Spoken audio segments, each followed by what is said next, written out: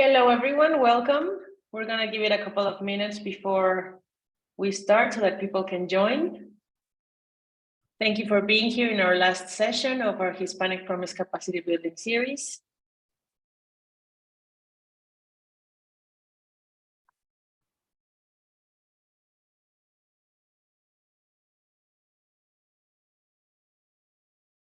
All right. I think we're going to start.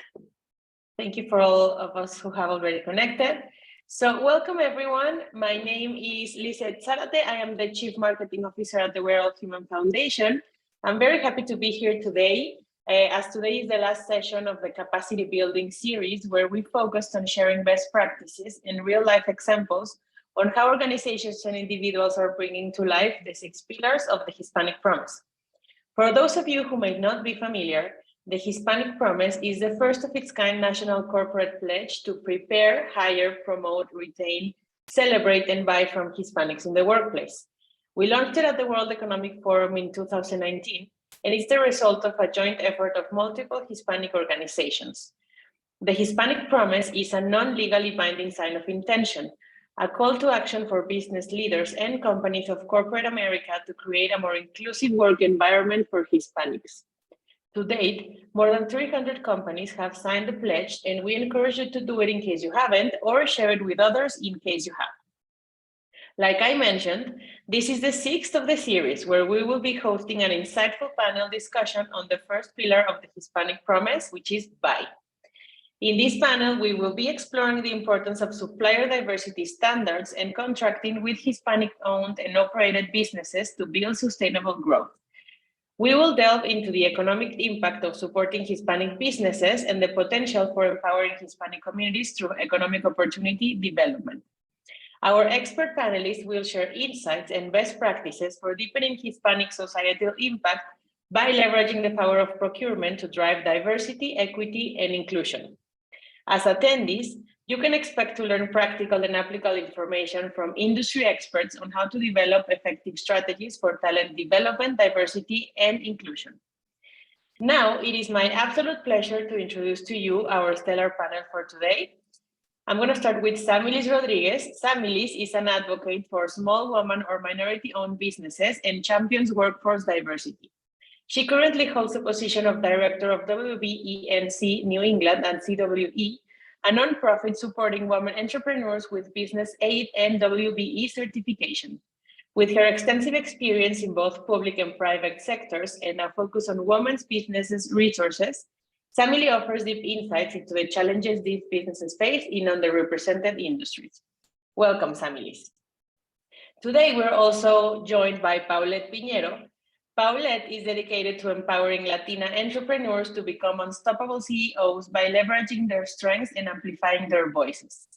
Through her business consulting and multicultural marketing services, she strives for a world where underestimated individuals can flourish and drive change, partnering with other influential leaders to challenge the norm and support their community. With over 16 years in the social impact field, her expertise encompasses anti-racist business development, equity-centered leadership, and other specialized areas in both the US and PR. Welcome, Paulette. And we also are joined today by Rosa Botello. Rosa is the Director of Supplier Diversity at Beam Suntory, where she spearheads the global strategy and infrastructure for the Supplier Diversity Program. Before this, she led Motorola Solutions Supplier Diversity Program, generating over $1 billion in economic impact and creating or retaining more than 10,000 jobs in the US, bringing over 15 years of expertise from major corporations like McDonald's and Nielsen Media. Aside from her corporate roles, Rosa actively participates in numerous committees and boards and has received several recognitions, including being named a 2023 Business Leader of Color by Chicago United. So, welcome, everyone. Thank you for being here. And I'm going to start this conversation by asking all of our panelists here, why do you think this is important? I'm going to start with you, Paulette. I am so excited to be here. Yeah, so for me, it's very important because as someone who works with entrepreneurs, with Latina and Hispanic entrepreneurs, more on their individual growth and leadership, one of the things that I hear a lot is I want to scale my business. I want to scale my business. I want to get bigger contracts. But I don't want to do government contracting. I don't want to do federal contracting. It's important to go through the diversity supplier certification process because it benefits your business beyond government contracting. It really helps elevate your brand because you are telling everyone that looks for your business that you have gone through a validation process that says your business is real, you know what you're doing, and you do it well with others. So there's that validity piece. The other piece is it really helps establish your brand around your values and the things that you care about the most.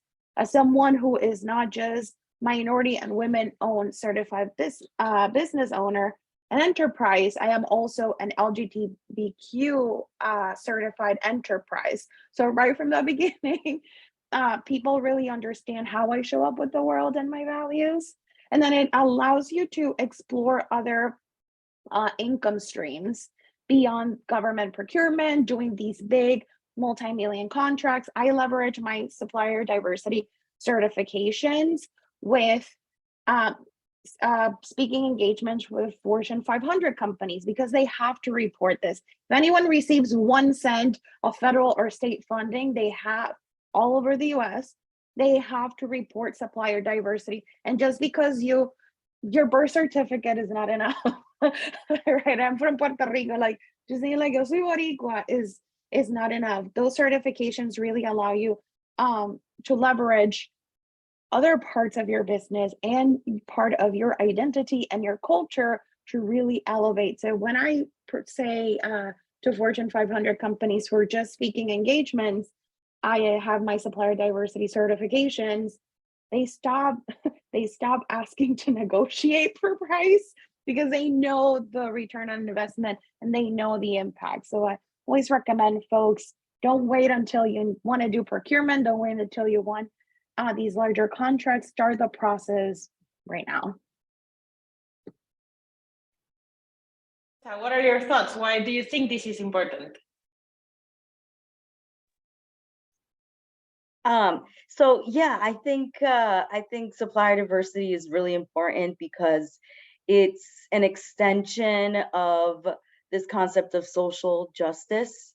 Supplier diversity has been around for a few decades now, but really since the George Floyd incident, we've seen a relationship in that growth and commitment to extend social justice to this idea of economic empowerment for underutilized businesses and historically excluded communities.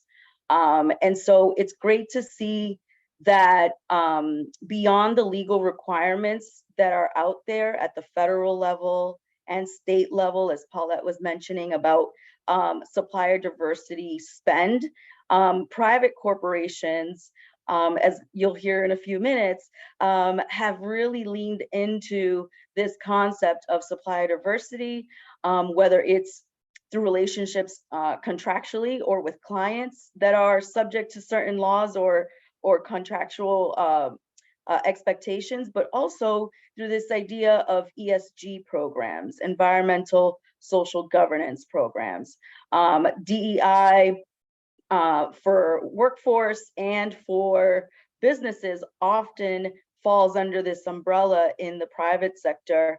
And so it's really great to see this confluence of energy around diverse spend, because it's really about ensuring that there's equity in procurement practices across the board. And especially, when you are on public projects or publicly funded engagements, there's definitely a drive and also a transparency element because it's reported. And so it's great that we have the demand. And so in my role working with WBE certifications, we're looking at addressing the supply. So if there's a demand for WBE and other diverse owned businesses out there, third-party certifiers like CWE and that provide WeBank WBE certification are addressing that pool of available businesses that are certified, and working with our women's business centers, we're able to provide technical assistance to grow that capacity for vendors to become ready to engage in contracting. And so there's a lot of moving parts, but I would say that it's definitely worthwhile to look into how your diverse identity can be leveraged into your business, and how you can leverage that into certifications, because it can really represent a growth strategy for a business, as well as addressing a real need that other larger corporations and businesses are looking for. For that, Samilis. So in that sense, I would love to know, what are some examples of best practices, programs, initiatives, etc., that your company or organization has implemented to advance this Hispanic Promise pillar? I would love to hear from you, Rosa, now. So, sorry about the last question. What worked, what doesn't? What can you tell us about this? So I'll answer both together. So from a corporate perspective, the why is actually really, really important, right? So it's about competitive advantage, right? I think people forget, they just talk about it's the right thing to do, it's a good thing to do, it feels good to do it, but really it's about it's a competitive advantage, right? From a talent perspective, if you want to go hire some really amazing talent, they care about your socioeconomic impact. Your customers, your consumers, they care about it. Our RFPs, as you have seen, RFPs on there have questions about, do you have supplier diversity programs? Do you have DEI programs? Do you have ESG programs? So for us, it's about competitive advantage, right? We want to make sure that we're positioning ourselves in a place that we can win talent and we can win business, right? Because at the end of the day, I like to get paid too. And it's all about what's that return on investment and how does it position you to go to market, right? In terms of what works or what's in play, like for us, from best practices, number one, we have a very clear roadmap as a company as to how we are going to continue to grow by limiting our impact to the planet, but also making sure that we're equitable and fair. Whether it's by hiring the way we hire or the way that we buy, right? That's number one. That's called our proof positive strategy. Number two, from a supplier perspective, we're meeting suppliers where they are. So I just told you guys as we were sitting here, right now, the Beam Centauri team is currently in Baltimore. Well, there's 10 of us in Baltimore. We're at the NMSDC National Conference, right? So our goal is we go to where the suppliers are because that's where you connect with them. And we have some amazing partnerships. We partner with WeBank. We have 5 national partnerships, 2 global, 3 regional, but essentially we're going to the organizations that can help us find the suppliers to do business with. We also have governance in place internal to Beam Centauri. We have a policy that says you must use or you must include at minimum 1 diverse supplier in every RFP. And if you're not, you got to tell us why you're not. We got to capture that. And if a supplier does get to play, we also need to know, what got them there. We have processes, procedures, we have training in place. Something really important that we also do is we track, right? We're tracking our spend. We want to make sure that this doesn't just become a check the box, which unfortunately it happens, right? There's some programs out there that are very performative, that they say we're doing all this cool work, but they're not, right? So we are very intentional with that.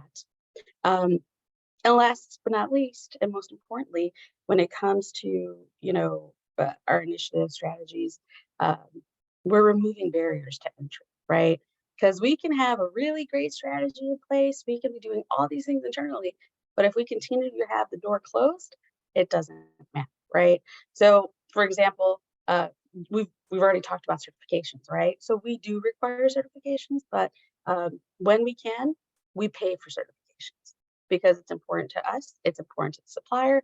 And as we know, something that I heard recently about certifications is it means that you mean business about your business, right? So we want to empower minority-owned, Hispanic-owned businesses to actually come to play.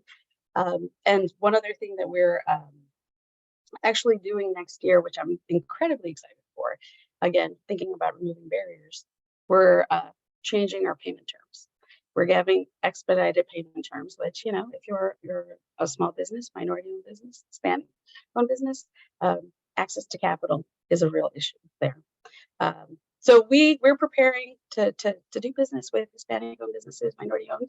But one thing that I have found that doesn't work, and I think someone's prepared to talk about this, is suppliers sometimes are not ready to work with us. There's a lack of supplier readiness there. Well, great way to introduce Samilis. Samilis, what can you say about what does vendor ready means? Yeah, I mean, I think vendor readiness really starts at its most basic level, is really understanding your business, your scopes of services, and being able to effectively pitch that, right? And that means pitching verbally, but also pitching in writing, things, having tools like capability statements ready to go, and understanding the industry terms so that you're having these quick conversations, but they're effective conversations. And then really there's the side where it comes to capacity. Growth is exciting, but it's also precarious. It's a dangerous kind of place to go into if you're unprepared. And explosive growth especially can be more earth-shaking for businesses. So it's really important to be prepared when you're moving forward and engaging with corporate clients or public sector clients. When it comes to capacity, it really means doing an assessment of your business head to toe when it comes to every aspect of your operations, your workforce. Depending on the kind of contract, you may need to make adjustments to your workforce. So it's important to remember that piece as well. But also in terms of operations, are you able to respond effectively to RFPs? Do you have the team to do that? Do you understand how to seek out potential bids for your business and grow that pipeline, right? Then there's the piece of like, okay, well, what if we suddenly do get a big contract? Do we have the internal staff to support the work for the client, but also the back end administrative work that goes into this? I mean, you might hear more about it today, but some contracts can be hundreds of pages long with attachments and addenda. And then you've got to go somewhere else to find another piece, like, you know, God forbid, you know, prevailing wages have to be downloaded somewhere. So it's a lot of internal administrative work that sometimes gets overlooked. For the sake of delivering a good product on time and on budget and on schedule, you also have to be able to meet those internal demands. And then there's the legal aspect, really understanding, you know, legally for taxation purposes, what will this additional revenue mean for your business?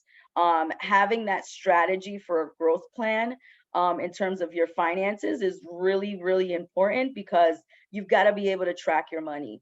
If at the end of the day, you aren't able to effectively, you know, and have sound accounting practices, it's really going to show at the bottom line, because you may be, again, missing opportunities for lack of preparation. So really, that the aspect of becoming vendor ready, it's a holistic approach to the business, almost kind of like, you know, when you created a business plan, you may need to revisit that business plan, or maybe revisit your strategic plan or create one, so that you can ensure that you're moving in a way that is comprehensively evaluating every aspect of the business that you know you'll need to address before being considered successful, a successful vendor with that client. And if you don't mind, I'll just double click really quickly there, is knowing what you're good at and what you're not good at, right? Because what tends to happen is a business can be really good at the service or the product that they're selling, but sometimes they're not great at the administrative. So you need to have some self-awareness there that I might need some help from someone. And this is when you go to the organizations like Center for Women in Enterprise that help support you and build you and help you get ready.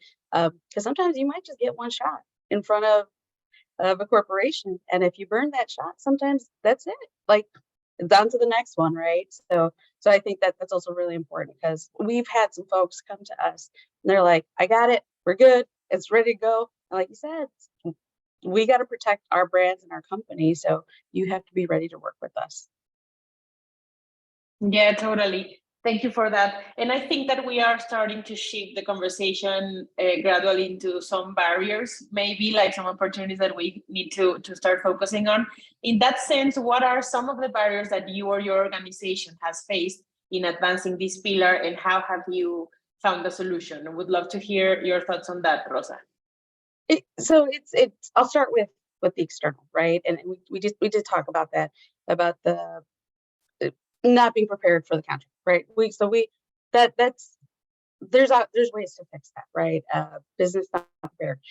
Internal, I think for us, we just launched our supplier diversity program here at Beam Centauri. It's going on 2 years, which is really exciting.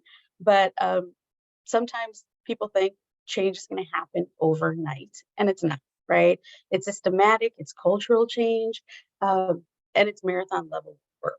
I think that's what's important to remember, that just from a supplier trying to get in, and it's the same way us trying to get the suppliers in, right? It's marathon level work. It really has to do with us helping change culture, tools, process. Like I said, we're in year 2. We're going on year 2, and we still got to handhold some of our partners, and it's okay, right? We're bringing them along for the ride, but it's okay. But some partners who have been with us for, I don't know, some suppliers have been with us for 40 years or whatever it might be. So changing that, like, okay, evergreen contracts, not so great. They don't allow for diversity. I think that's the biggest challenge and hurdle is, again, us also knowing where we are, what works, what doesn't work, and how do we shift that mentality. But doing it in a way that we also celebrate wins when they do it. Yeah, totally. And finding a way to evolve together, in this new sphere of the workplace and everything. And what are your thoughts, Paulette? So, as from the entrepreneur side, one of the big challenges is that the contracting process with every business, corporation, entity is very different. So there are things that you can prepare. There are templates, there are documents that you should have saved in a different folder. But every process is going to be very different.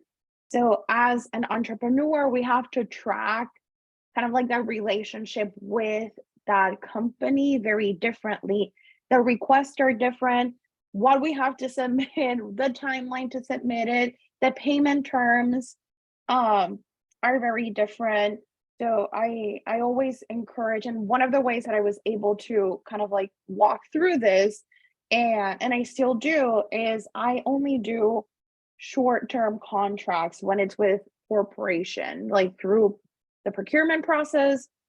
I have 2 rules for myself. One, I don't do an RFP, which is a request for proposal. If I don't talk to someone, I will not be sending a proposal because of my time capacity, but also I'm a neurodivergent HEFA. That is the best way that I work. It really helps me build a relationship with the company and with the team. And then secondly, the other thing that it's kind of like my unwritten rule is that I won't do more than 3 of these contracts at the same time. So me and my team have the capacity to do all the compliance stuff, because usually the person that contracts you is not responsible for all the document compliance. It's the finance team, is someone else, external affairs if it's through university or college. So they don't know you. They don't know you. They don't understand your capacity. Most of them don't even know what's in the contract. So you just get emails of like, submit this and create an account on this portal and submit all this paperwork. So, you know, part of the challenges is that you don't know, and you should be asking on your clarity, on your discovery call, through the proposal and the sales call, through the process, what they're going to need. Who is submitting the, am I sending the contract? Are you going to send me a contract for me to review? What are the initial documents to get started?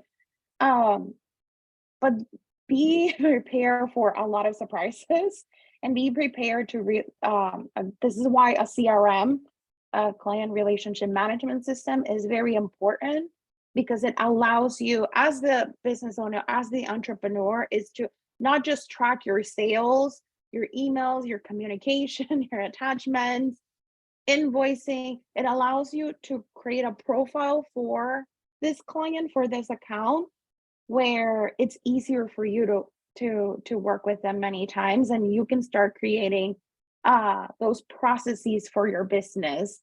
The companies will come with their own processes, but you have a lot of them ready. So one of the things that I do is, when we sign a contract, I have an automation that sends my W-9, all my diversity supplier certifications. It sends my headshot and my bio, because many companies want to announce it to their team, like, hey, we just brought a new consultant to work with us. And I have a welcome guide as a consultant. I have a welcome guide of what you can expect working with me and my company, Unstoppable Latina. Here is my philosophy. And we've usually talked about this. And then I always, for all of my clients, I have a kickoff call, because this process will take weeks, days, for others months.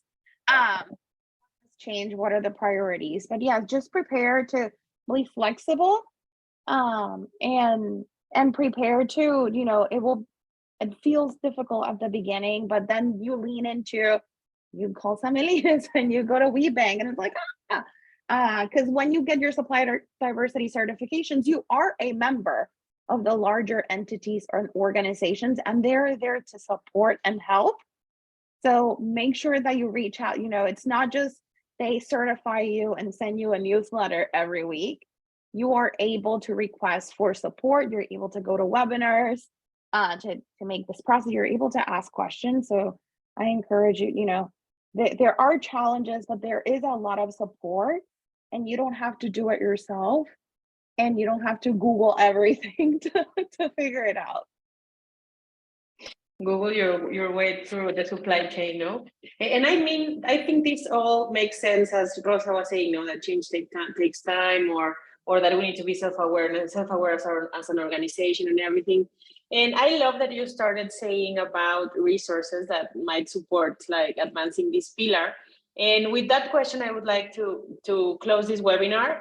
What resources or support do you need that would help, do you think that would help the advancement of this pillar within your organization? We'd love to hear more about you, Samilis.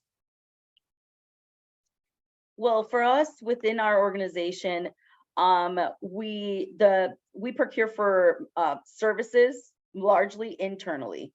And so that means working with people like Paulette, consultants like Paulette, and we try to make that outreach intentional, so that we are reaching out and including women-owned, diverse-owned businesses to work with us to provide the services that we need directly as an organization, or that our clients need. So that's the first level of commitment.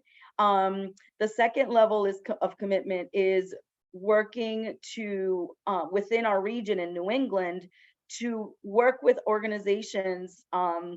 We're signatory to the Hispanic Promise, but also being in rooms like this today, where we are working with organizations that serve the Latino community and help us spread the word about WBE certification. It's a little known tool, a marketing tool essentially, but it's powerful. And I manage our WBE services. I work with corporate members directly, and looking at our data, I can tell you that there's a disparity between white-owned, women-owned businesses and Latina and Black-owned businesses that are certified. And that translates to dollars and cents. It translates to generational wealth. I was just meeting with a business who is women-owned, second generation, and they are setting up themselves for a succession plan to include their children, right? Third generation. However, this was, again, a white-owned business. So as you can see, this idea of, and they're in construction, they were carpenters. So they're really leveraging their, what was previously considered to be a disadvantage, a woman in construction. Now they're leveraging it to pursue contracts where women-owned businesses have actually an incentive to participate, as well as those corporations and large businesses that are hiring them and to do contracted work on a project. So what was previously a disadvantage is now actually, like Rosa was saying, a competitive advantage that really translates to your financial health and wealth and growth, not just for yourself and your business, but potentially for generations to come. So, you know, when we look at the wealth gap and these larger macroeconomic issues, something as small, and I won't say small, but in the grand scheme of things, small as certification, it can really make huge ripple waves in your pool, because it's something that you can reap dividends out of for many, many years if you understand what the buyers are looking for, and understand that this idea of supplier diversity is real and it exists in many iterations. And so, yeah, I would definitely encourage more Latinas to pursue not only the WBE certification, but the MBE, the Minority Business Enterprise certification. And like Paulette, you know, she also has the LGBT certification. If you're a veteran, there's a veteran-owned business certification. There's at the federal level, there's different categories. Even a small business is a category in and of itself as a certification. So there's a lot out there when it comes to supplier diversity certifications. And if you're a business owner or an entrepreneur, I would seriously consider even just researching this and seeing if it's a good fit. It may not be for everyone, but I'll tell you, I was in Walmart and my feet were hurting and I needed an emergency, some padding for my high heels. And I went into the section and I saw a product that had the WeBank women-owned logo on it. And instead of going for the Dr. Scholl's, right, to help my achy feet, I purchased this woman-owned product instead. And so again, whether it's a product or a service that you provide, there's a way to leverage your diverse status as a business owner. Thank you for that. Totally, it's like getting your credentials ready, no, and take any opportunity that you have. Love that. Rosa, anything that you would like to add? Yeah, so something that you definitely need is top-down support, right? So we're incredibly lucky at Beam Centauri. And one of the reasons I came to Beam was our executive level team is definitely on board, right?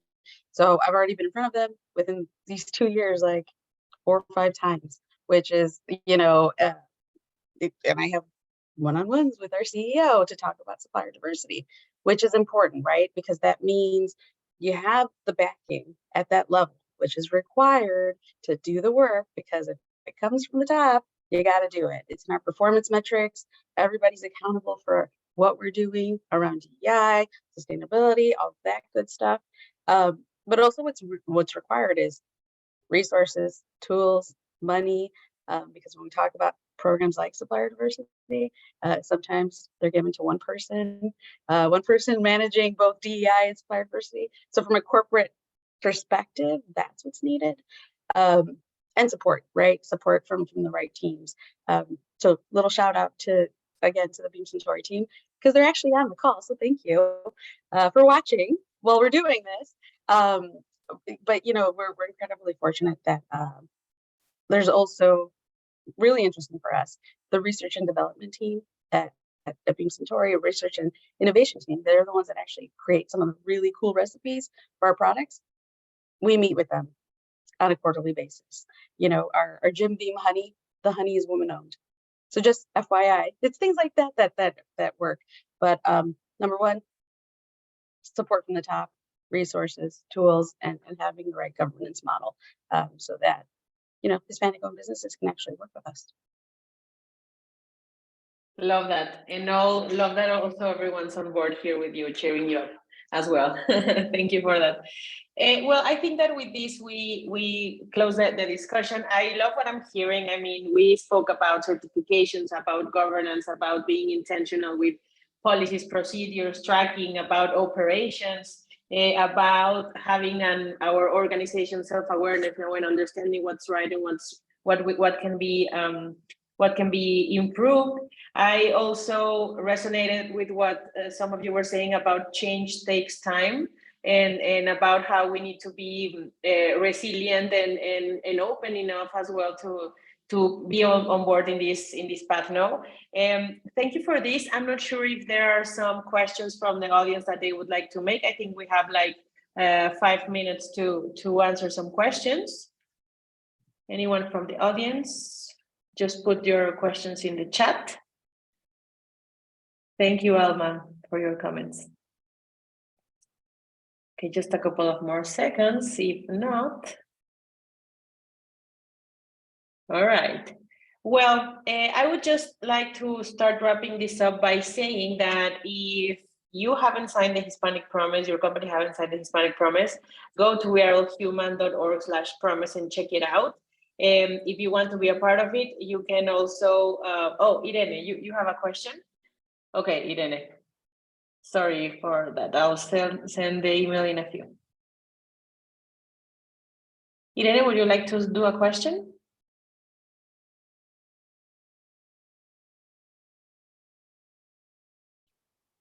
It's easier, okay.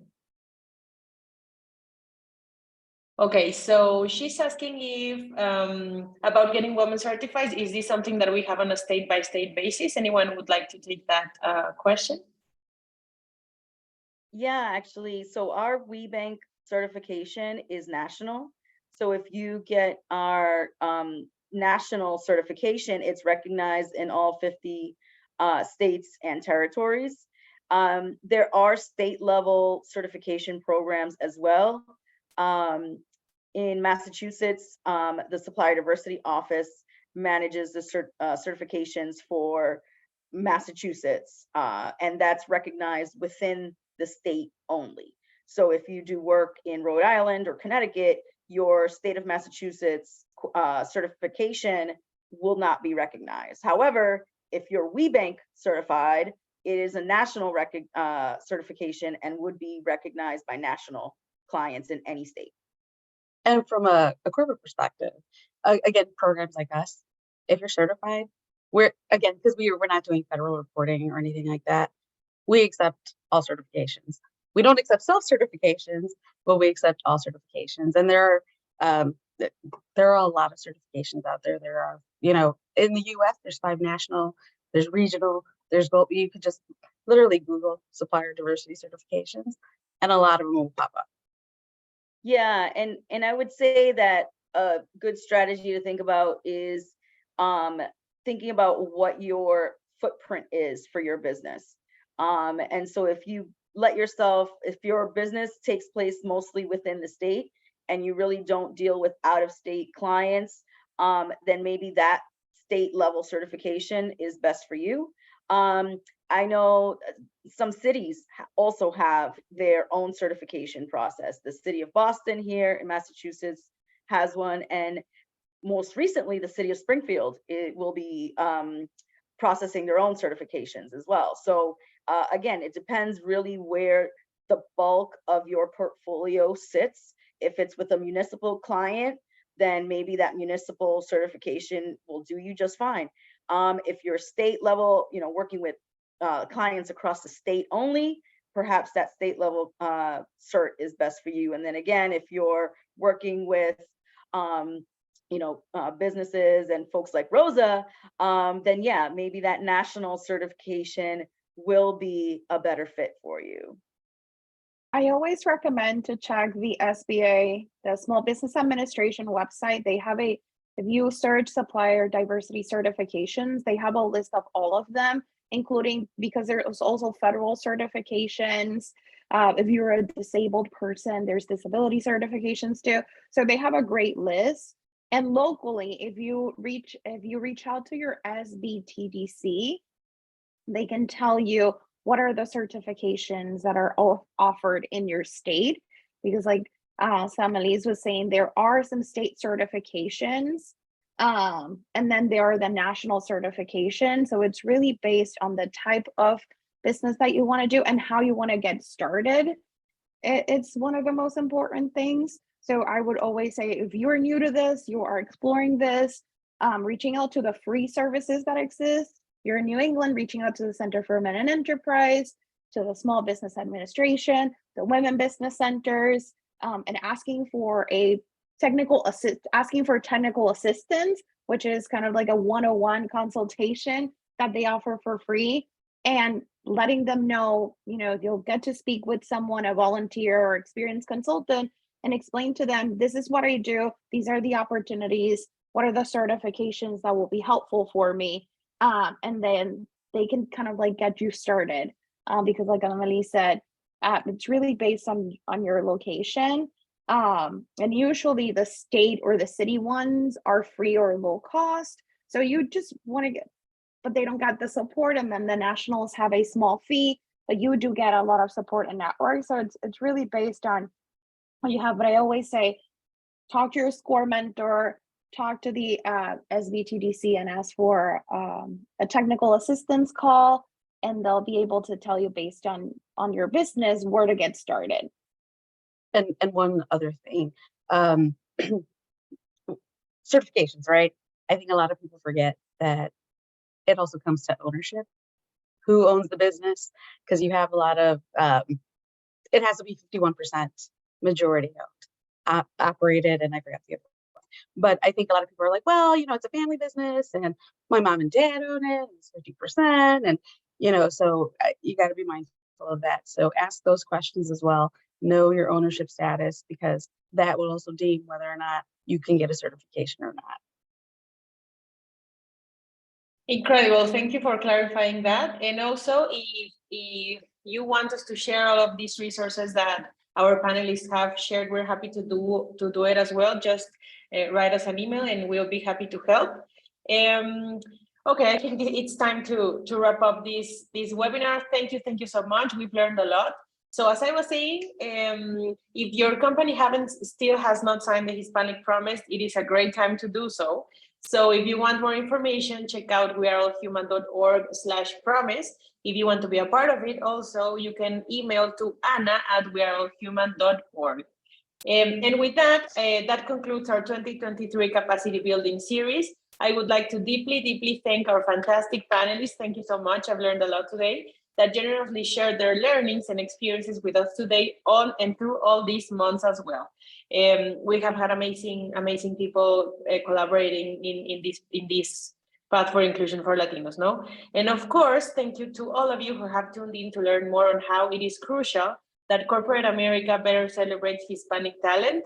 Please stay tuned for more information and events related to the Hispanic Promise. And in case you want to relive this experience, you will find all of our sessions available on YouTube at the Hispanic Star channel. If you have any other questions, feel free to just email us. We're happy to help.